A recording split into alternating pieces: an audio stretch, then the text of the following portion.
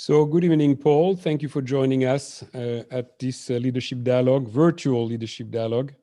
Of course, you came once and participated in Jerusalem, and I'm still grateful to you. And I've invited you to this one, hoping that next year you will come again to Jerusalem. So this time I've invited you to talk about the new dynamics between states and the Commonwealth of Australia. So it is an Australian briefing, and also you can broaden the subject and talk to us about politics in general in Australia. This way our friends in the UK and Israel will understand what is the scene like in this country. I'll give you the floor, and I won't interrupt you. You have anywhere between 25 and 30 minutes, and then we'll open for questions. Okay, well, thank you very much. It's a great pleasure for me to be involved again in this dialogue, and I wish the dialogue every success. I appreciate the invitation very much. Now, in these remarks, I'll review Australia's political situation during the course of this extraordinary year, 2020. Our politics have really been dominated by three great forces: the response to the COVID-19 crisis, the response to the domestic and global economic recession, and then Australia's crisis in its political and trade relations with China, an issue which is now receiving international attention. So my comments will be devoted to those three issues, but before I get into them, I might just make some overarching comments for those people who aren't all that familiar with Australian politics. So forgive me in terms of those who are and have followed our politics more closely, but I just want to set the scene for the next 2 or 3 minutes. We're now in the third term of the coalition government led by the third Prime Minister, Scott Morrison, after his narrow 2019 election victory against the polls and against the pundits. Morrison is the third leader of the governing Liberal Party after Tony Abbott, who led the coalition back into office at the 2013 election. Tony Abbott was then deposed by Malcolm Turnbull in 2015, and the Turnbull government was narrowly re-elected at the 2016 election, losing most of Abbott's majority. Morrison is a different style of Prime Minister from his two predecessors. Tony Abbott was a conspicuous and proud Conservative and champion of the Conservative wing of the Liberal Party. His successor, Malcolm Turnbull, was one of the most progressive leaders of the Liberal Party in its history. Indeed, I would say the most progressive leader in the party's history. In 2018, the Conservatives launched a strike against Malcolm Turnbull, only to find they're upstaged by Morrison, who came through the middle and took the leadership. Morrison is a centrist and a pragmatist. There have been a number of bizarre articles about him appearing in the international media suggesting that Morrison is Australia's version of Donald Trump, a ludicrous notion. Morrison is a political insider and also a community-based politician. He came to high office with extensive ministerial experience, having served in the portfolios of immigration, social security, and treasury. Since his 2019 narrow election victory, Morrison has established a distinct policy and polling lead over the opposition Labor Party. In the most recent poll, Morrison headed the Labor leader, Anthony Albanese, on the Better Prime Minister question, 60 to 28%, a substantial lead. The leadership instability that plagued both Tony Abbott and Malcolm Turnbull and undermined their prime ministerships is over. The Liberals have entered a new phase. Morrison has leadership authority, his government is united, and there is no threat to his position. The Deputy Leader and Treasurer, Josh Frydenberg, enjoys a close and loyal working relationship with Morrison. The next election will be in either late 2021 or during 2022. Morrison's political success this year rests on Australia's health and economic response to the virus. So let me take the medical side first. Australia currently has 44 active cases, 29 in hospital, and nobody in intensive care, with community transmission on most days 0 or close to 0. Australia has experienced 908 deaths. All but 88 were in one state, Victoria, that succumbed to a second wave. Deaths per million of population, a useful relative measure of the success of different nations, are 35 in Australia, 317 in Israel, 698 in Sweden, 900 in the UK, and 870 in the United States. In short, Australia's performance by this measure is 25 times as good as that of the UK and the United States. The health response has been broadly based on 4 principles, implemented fairly soon after the pandemic hit: closing international borders, testing, tracing, and social distancing. Fundamental to Morrison's response was the creation of a national cabinet. This involved the premiers and chief ministers from the 6 states and 2 territories sitting with the Prime Minister. It put Liberal and Labor state leaders in the same room. It did not diminish the autonomy of state premiers to implement their own medical responses to the crisis, but it did provide an overarching and cooperative framework for Australia's management of the virus. The tensions in the Australian Federation have been serious and have been on display. There have been significant border closures among the states, different approaches to lockdowns.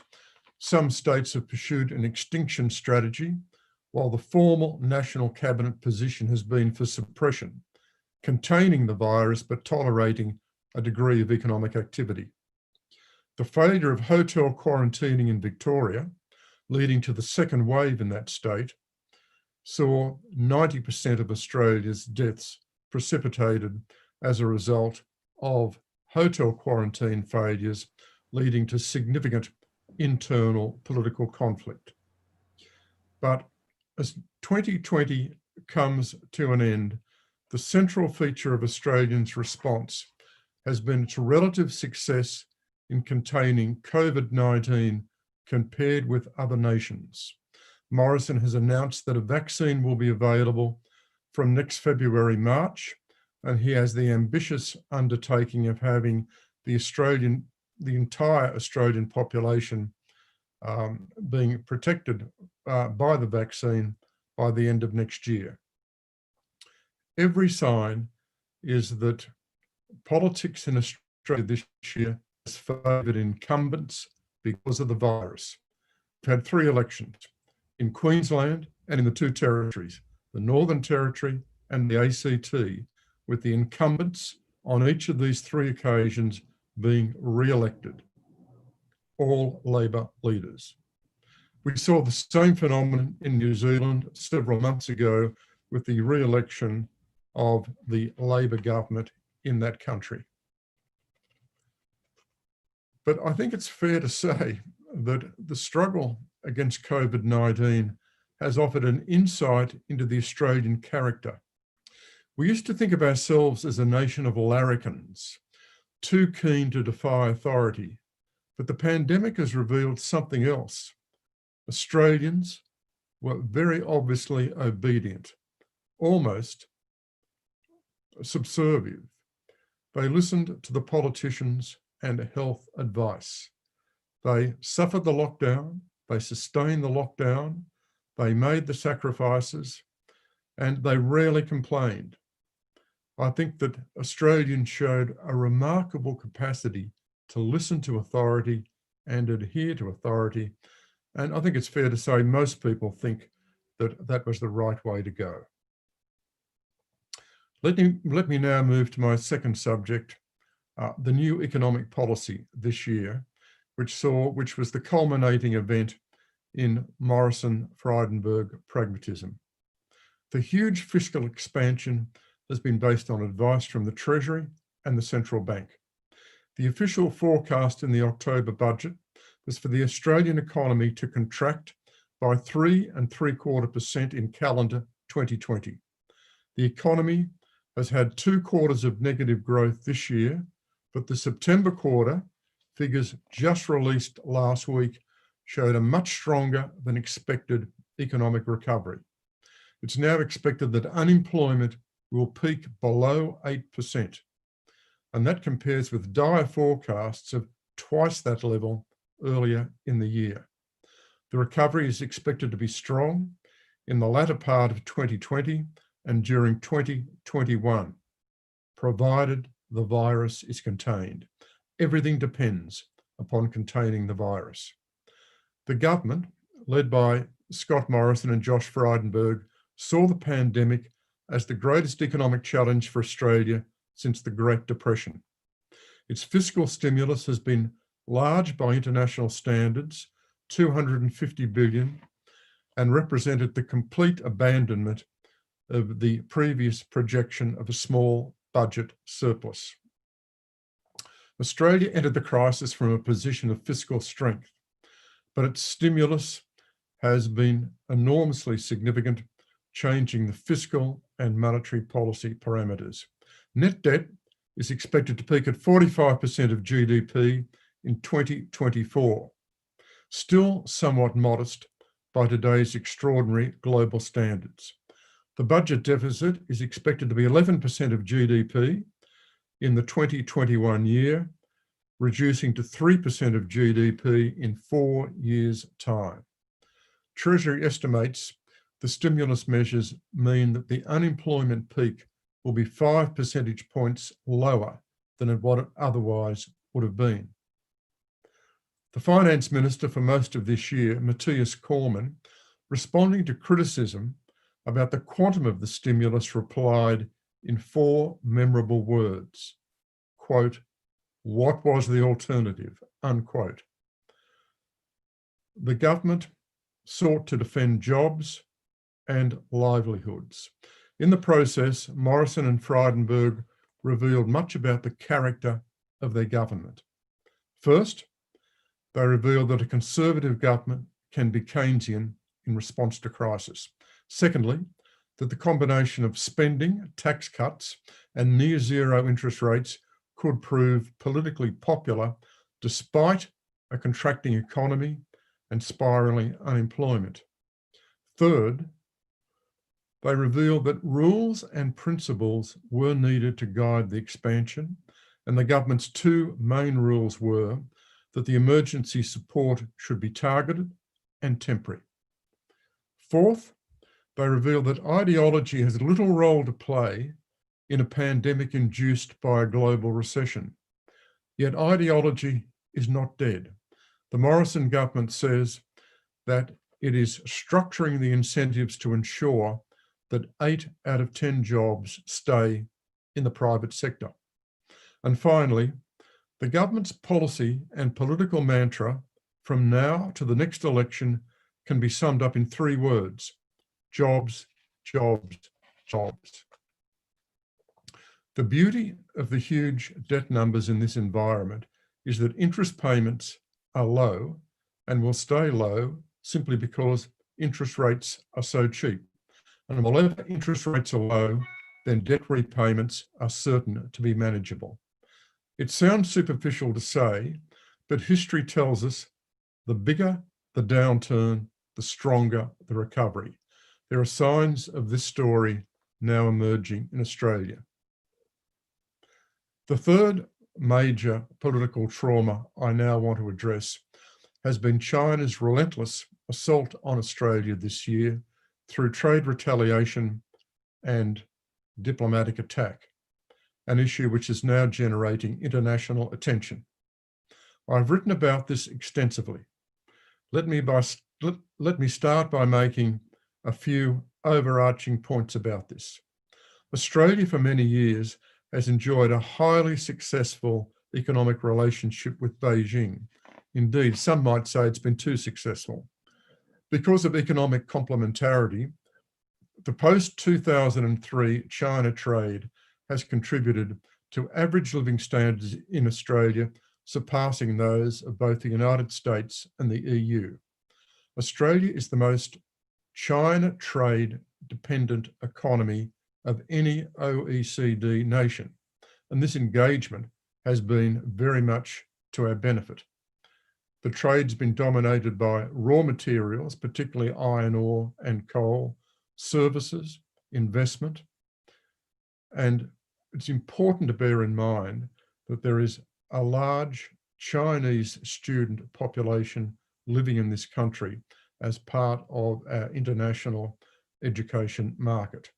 In addition to that, it's noteworthy to point out that there are 1 million Australian citizens of Chinese heritage contributing to the economic relationship and partnership. The change we've seen in relations with China arises primarily from changes in China's behaviour, and in particular, its shift to a more assertive, aggressive outlook under President Xi Jinping. That, of course, has been well documented. But the related factor is important. Australia has moved faster than most other nations to change our key policies in relation to an assertive China. In particular, under the Turnbull government, we became the first country to ban Huawei from our 5G network, a decision of global import. We became one of the first nations to introduce foreign interference laws geared very much to check Chinese interference in this country and to combat activities documented and revealed by our intelligence agencies to former Prime Minister Turnbull. And once again, this got a degree of traction in other Western countries.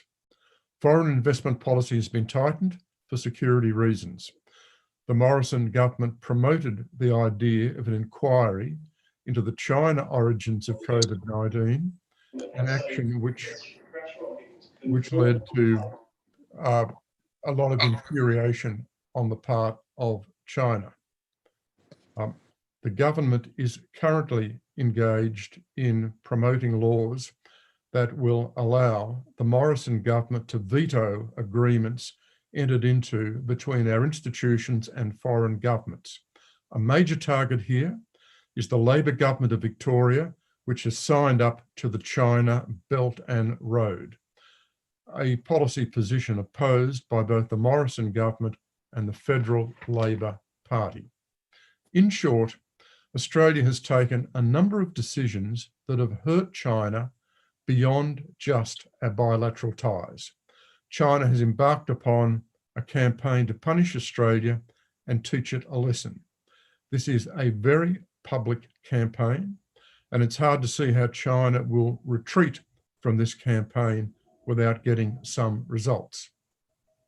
A few weeks ago, China released 14 points or demands summarising its displeasure towards Australia. These points go to Australia's core policies and values as a democracy. Prime Minister Morrison has made it clear that Australia will not compromise on our key policies and values. He has called for a reset in relations, but he's made it clear that that reset will not be based on major concessions from Australia in terms of major policies or values. The point about Beijing's trade retaliation against Australia is that it affects about 15 industries, some in a minor way, some significantly, notably wine, barley, and coal. But the iron ore trade, which is the most significant single export to China, remains untouched, since for Beijing, finding an alternative source of supply is not possible at this point. China's tactics have profoundly alienated public opinion in Australia. While Labor criticises aspects of the Morrison government's management of relations, it stands with the Morrison government on all the substantive issues. Having said that, the Morrison government is not blameless in this exercise.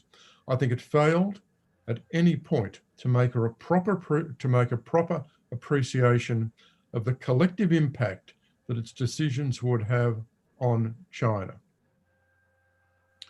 I think the point to make here is that the China trade retaliation against Australia will have an impact, and that will lead to pressure from the business community to change policies towards China. But I don't think that will happen simply because the weight of public opinion and the resentment towards China will be too great. I think that what we're likely to see is that both sides, China and Australia, are dug in and have entrenched positions. I think we'll see therefore a period of several years of very difficult, perhaps bad relations between these two countries. And this will have ramifications in both an economic partnership and a strategic sense. I think there have been a couple of broader foreign policy consequences as a result of the fallout with China. One is that we will see a deepening of strategic ties between Australia and the United States.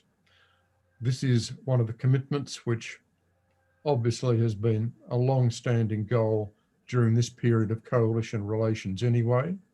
We've seen Prime Minister Morrison committing to constructive relations and establishing a good working partnership with Donald Trump. Never an easy thing to do.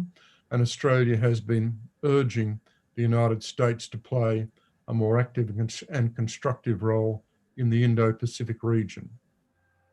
I think the second theme in Morrison's foreign policy is a deepening of the tempo of Australia's relations in the region and with the region, in particular with Japan, India, the ASEAN nations, and the smaller Pacific Island nations adjacent to Australia, where China is exerting its financial power. As much as possible, Morrison wants to bind Australia into regional approaches to China and bind the United States into this project.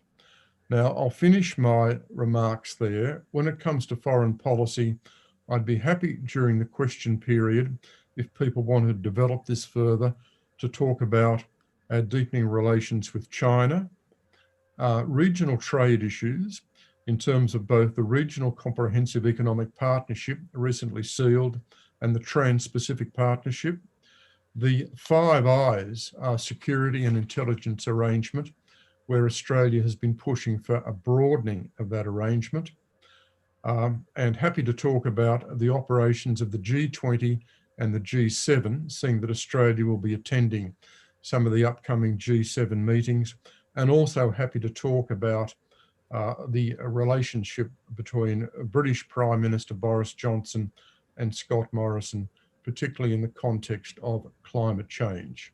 But I'll stop my remarks there, and I'm now happy to take questions from the audience. Thank you, Paul. Well, that was a very comprehensive expose. Thank you. I'll be the first one to ask you a question. It's in relation to the pandemic. So you've made some remark telling us how great and wonderful everything happened in Australia. I personally happen not to agree with you, but we can discuss that at another time. But on one question that I do have for you is that I think that our governments, both federal and states, have been very quick to set aside any democratic process during this time. I think this is a time where democracy and transparency should have been absolutely put to the fore and hold preciously and demonstrate to the Australian people that everything is happening for a reason. And what you're saying is that Australian people are following, no matter what, we're following our leaders. That's not us, that's not Australia.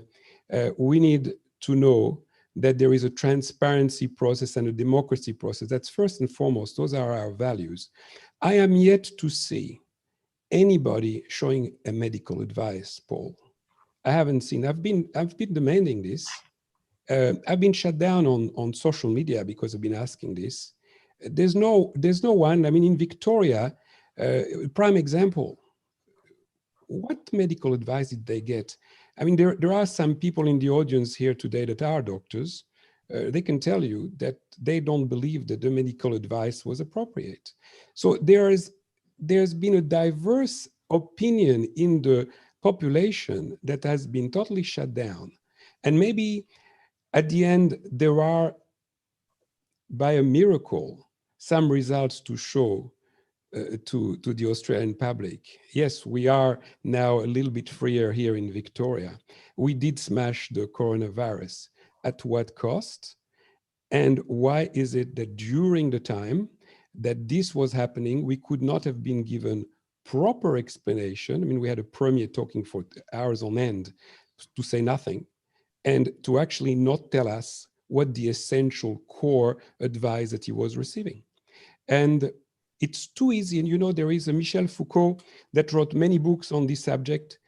Pandemics, it is something that is very seductive to politicians. It is just too easy to say, I'm going to save your lives, follow me, and to scare the hell of the population. That's what has happened here. The people that I have not agreed with is because they were so scared. And I understand. I've lost an uncle in Paris. After he had coronavirus, he died 5 days later. But so I know that the danger was real. But the lack of transparency in Victoria in particular, not to give a voice to the opposition, for them to actually do their proper job of an opposition. This is when we need an opposition. It was during those times. I'm sorry if I'm carrying on, but I'll let you.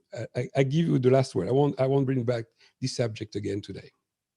Well, look, they're really critical questions that you've put, and these questions have been raised a number of times over the last 6 to 8 months in Australia. I might just briefly run through them quickly. Victoria is a one out in Australia. Essentially, Australia's response to the virus has got to be looked at in terms of Victoria, which is responsible for 90% of the nation's deaths, and then the rest of the country, where the deaths in the rest of the country were remarkably only about 88 or 90, which is an extraordinary result. Now, I've been very critical of the Victorian Premier Daniel Andrews for his management, for some of the points that you have raised about the lack of democracy, the high-handedness in Victoria, and the sheer longevity of the lockdown and the refusal of the Victorian Premier to open up much earlier. So I think that's a very important point to make about Victoria being a one out in Australia. But I was keen to stress the overall national performance of Australia, despite Victoria, because while our performance can be and has been justifiably criticised on many fronts, when you look at the international comparisons, there's no doubt at all that the story shown very clearly in the overall numbers is that Australia has done remarkably well compared to Europe and the United States and even a number of Asian countries. And so I think those macro figures about the national results are important. I agree that a significant price has been paid. The price has two dimensions: economic and civil libertarian or democratic. Now, in terms of the economic, the price can also be quantified in terms of the loss of economic growth in Australia, and that loss is permanent. The economy will recover, but the downturn we've had is a permanent downturn in terms of the particular growth we lost at that point in time. I would make the point, however, as I did in my presentation, that it now looks as though the economic cost Australia will pay will not be nearly as severe as what we thought at the start, with official unemployment figures likely to peak at 8% or less. So that's a much, much better outcome than what we thought earlier on. In relation to the democratic issues, this is a vexed question. And it's one of the reasons Morrison established the National Cabinet. He wanted to try and create a sense of legitimacy for very tough measures that would be taken. But the point to make about this is that individual premiers did announce and explain their policies to their particular states, to their publics in those states. And it is true that while there have been different medical opinions, there's been a high degree of consensus with the medical opinion within governments. That is, the National Cabinet has acted on medical advice from federal and state officials. And while that advice has varied a little bit internally, that advice has been fairly consistent. There has been a not insignificant difference between medical opinions, between advice coming from within the government and then private sector medical advice. So look, I might just leave those responses there, but I think the issues that you've raised are really critical and they're going to be debated for a very long period of time. Thank you, Paul. I'd like to call on Alan Howe, your good friend. Alan is editing our questions this evening. And Alan, what have you got so far? Good evening, Paul. Good evening, Alan. There's a couple of themes coming through the questions, Paul. With Xi Jinping, how much is it about him personally and Australia? And were he not there, would it be, is it the leadership that is the problem, whether he's there or not? That's number one. Number two, a couple of people asked, what would you do to try and cool down this inflamed relationship between us and China? And there's two other quick ones. Is it possible for China to replace our iron ore out of South America? And are there natural alternatives for the exports that have been targeted, the wine and the barley and stuff? Okay, Alan. Well, they're very good questions, and it's great to see you again and talk with you, Alan, in this forum. Let me answer those four questions. Question one, it's very much about the leadership. It's very much about this particular Chinese President Xi Jinping. There's no question about that at all. Australia had very successful personal relationships with his predecessors and with the Chinese leadership before this president came to power. And so the point about the deterioration in the bilateral relationship between China and Australia, of course, is that this is part of a much broader story under this president, a really hardening up of China's strategic assertion and the move to a far more aggressive stance. So I don't think there's any doubt about that. This all flows from the current Chinese leadership and the current president. Secondly, what would I do if I was advising the government? What advice would I give them? Well, the first point to make is there's no silver bullet. There's no magic wand to solve this problem. We're going to have this problem for a period of time. There's no doubt about this.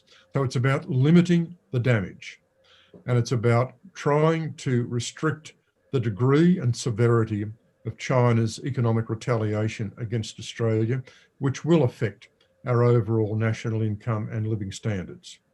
I would say that we need to be cool and rational. We don't need to respond, and we shouldn't respond in an emotional way. We've got to try and lower the temperature. We've got to talk less about China We've got to engage less, because it's a bad relationship. The more we engage in a rhetorical exchange with China, the worse the relationship is. So we've got to cut back on the rhetoric, cut back on the degree of public diplomacy, concentrate on private diplomacy and sending very strong private messages to China that we think what's going on is not in the interests of either country, and that we would like an intensive private dialogue, not to fix the problem, but to talk about how we might think about fixing it, how we might approach the task of fixing it.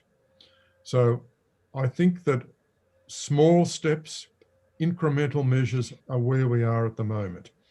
I think we've got to look for opportunities the Biden administration might give us in terms of if there's going to be a lower temperature in relations between America and China. And we've got to focus on the region. We've got to talk to our regional neighbours about how they're seeing China, how they're dealing with China, and learn what we can from the region about how we deal with China.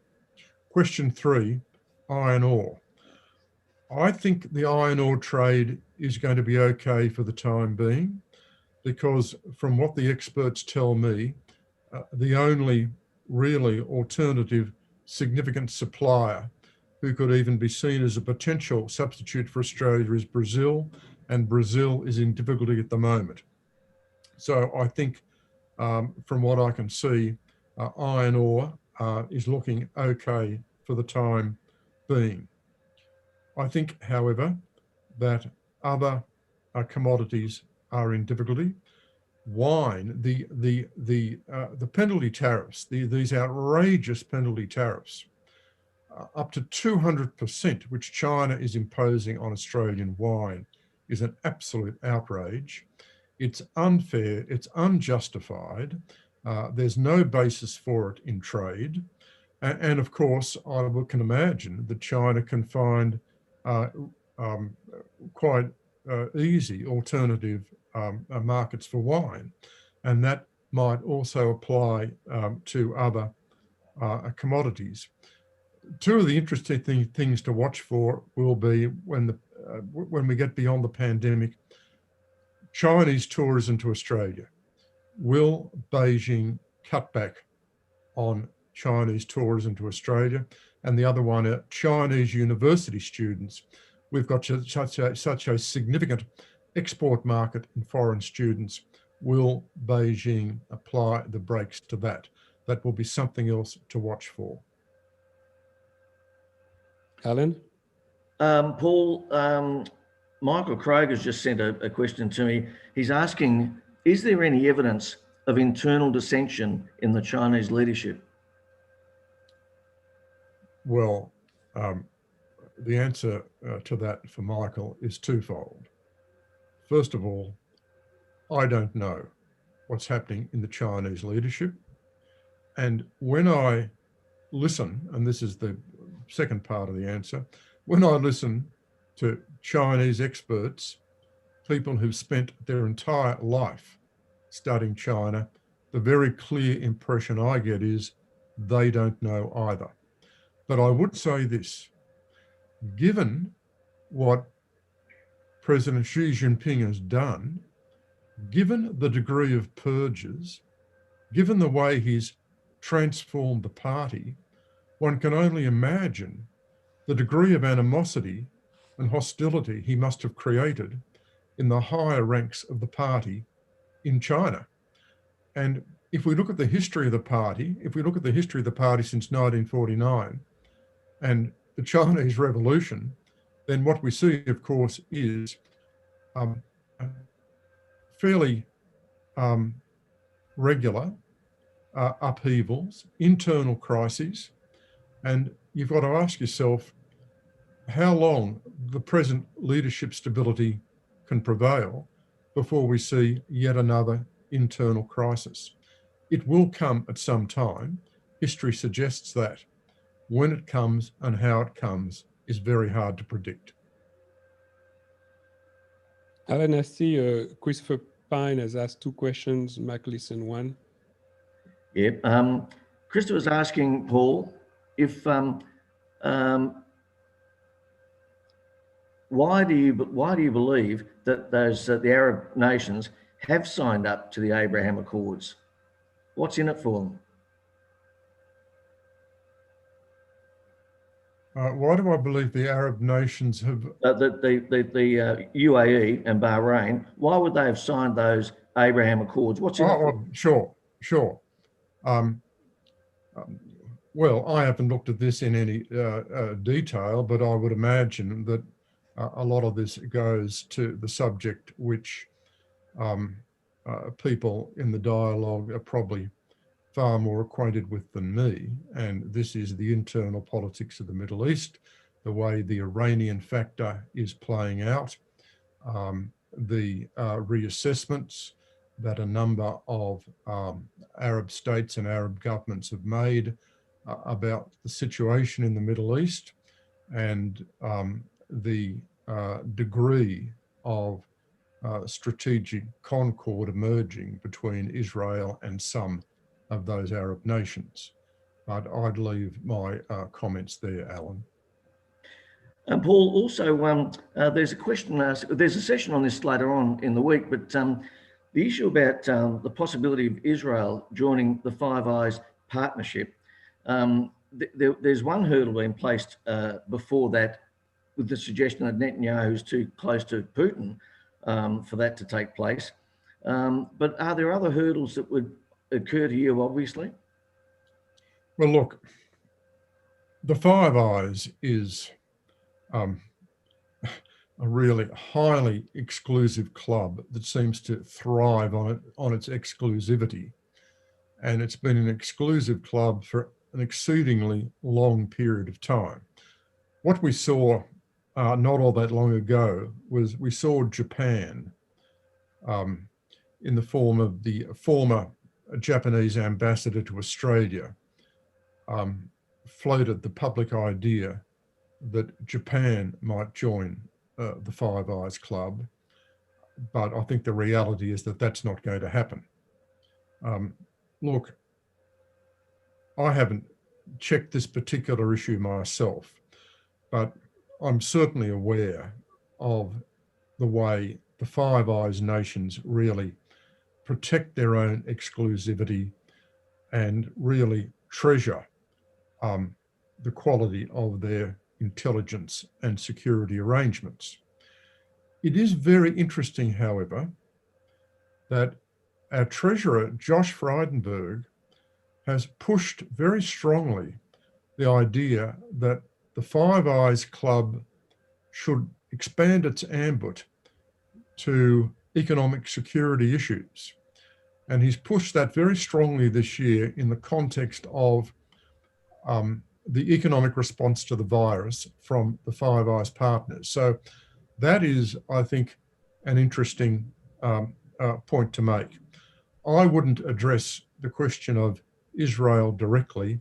All I'd say is, as I've done, that there is a real sense of this being an exclusive club. Albert? Alan, you have another question from Michael Eason. Yes, he, well,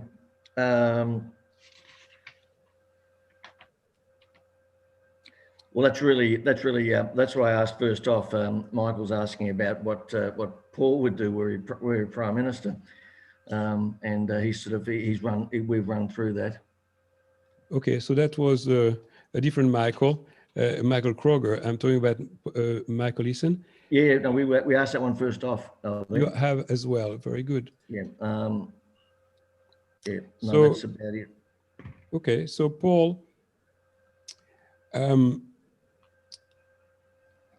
there was a little bit of controversy lately with you were involved at the ABC with a debate with Malcolm Turnbull. And I thought personally that it was totally appalling, and I felt embarrassed.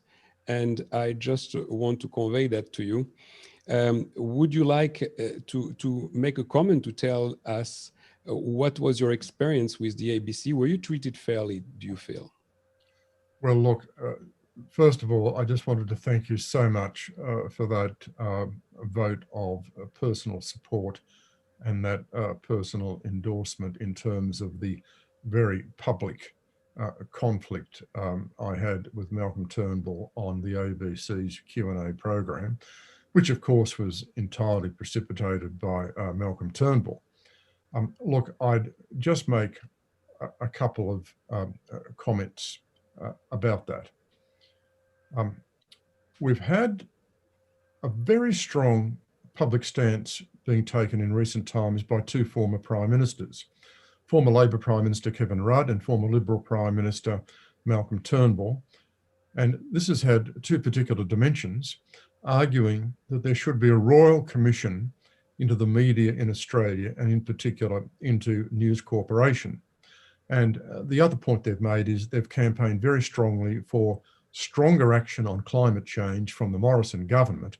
And they've strongly criticised News Corporation, that is the Murdoch company, claiming that it's too reactionary when it comes to climate change. Now, look, the points to make about this are that I think former Prime Ministers have got to be very careful when they talk about things they didn't do when they were in office. And we know that both Rudd and Turnbull had opportunities to take a lot of action on climate change when they were Prime Minister. And I think it's somewhat difficult for them after they cease being Prime Minister to run these campaigns, which really invite people to make judgments on their own Prime Ministership. Now, when it comes to the media, well, if they wanted a royal commission, they could have established a royal commission into the media when they were Prime Minister. The other point to make is that both of them had not insignificant dealings with our company when they were Prime Ministers. And of course, now they're out of office, they really construct an alternative narrative about the media and politicians and really have a very different story in terms of their view about News Corporation and their view of the Murdoch company. So I would just highlight that. The point of exchange between myself and Malcolm Turnbull was the former Prime Minister urged me to resign from my position with the Australian newspaper and with News Corporation as an active protest against their policies on climate change. That is, he was essentially saying that I should make a moral gesture to follow his own view of morality on climate change by resigning my job. Well, look, I think the morality of that I'll leave for other people to make their own assessment of. I think I was restrained in my reply. I made it quite clear to former Prime Minister Turnbull that I thought that he had no moral basis on which to make this demand of me. And I did offer the political observation that what he was now doing was that he was blaming our company, he was blaming News Corporation for the fact that when he was Prime Minister, he lost the support of his own parliamentary party and they deposed him as Prime Minister. Well, I don't think it's legitimate to blame our company for that. He might look to blame other people for that. Thank you, Paul. Thanks for explaining this, and I wish you well, because I think that you are one of the highest standard of journalism in Australia, and to attack you, even if you don't agree with the policy of your company, was I felt was absolutely unfair. So, Paul, I want to thank you again for your briefing. I'm sure that all our participants do too. We cannot clap, unfortunately. We are virtually, but our heart is there. Thank you, Paul. Thank you so much, and the best of luck with the rest of the dialogue. Thank you so much. We see you guys again.